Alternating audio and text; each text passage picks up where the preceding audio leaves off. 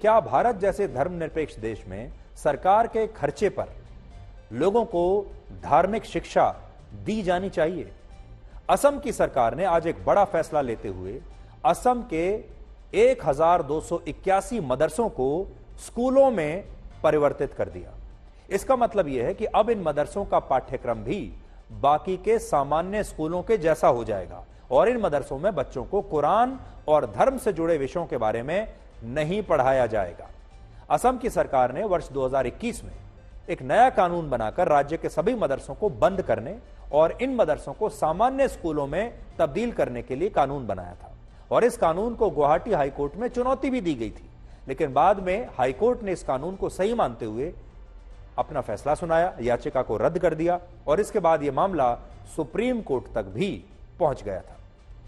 अब सोचने वाली बात यहां यह है कि हमारे देश में जो लोग अक्सर ये कहते हैं कि भारत में कट्टरवाद बढ़ रहा है, भारत में धर्मनिरपेक्षता खतरे में है, भारत में कट्टर लोग जो हैं उनकी संख्या बढ़ रही है, आज वही लोग मदरसों को स्कूलों में परिवर्तित करने का विरोध कर रहे हैं। जो लोग ये कहते हैं कि भारत में असहनशीलता बढ़ती जा रही है, वही लोग विरोध कर रहे हैं और कह रहे हैं कि यह फैसला मुसलमानों के खिलाफ है।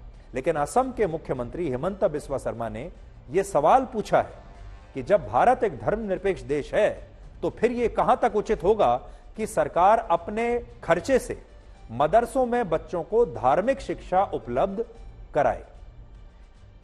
हिमंता बिस्वा शर्मा ने पिछले महीने इस पर एक बयान भी दिया था और आज आप सुनिए कि उन्होंने क्या कहा। जो कौम का मदरसा चलता है उसमें रेगुलेशन होना चाहिए और बच्चा को एग्जिट रोड भी देना चाहिए डॉक्टर इंजीनियर बनने का। मदरसा खाली केवल मुल्ला बनाने का एक इंस्टीट्यूशन नहीं बन सकता है।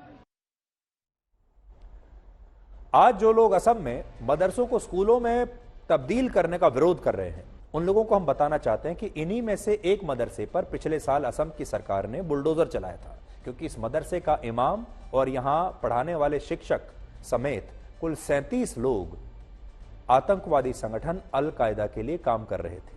अब सोचिए, अगर सरकार ने आतंकवादियों से लिंक होने पर किसी मदरसे पर कोई कार्रवाई की और इन मदरसों को अब सामान्य स्कूलों में परिवर्तित कर दिया, तो क्या इसका विरोध करना सही है?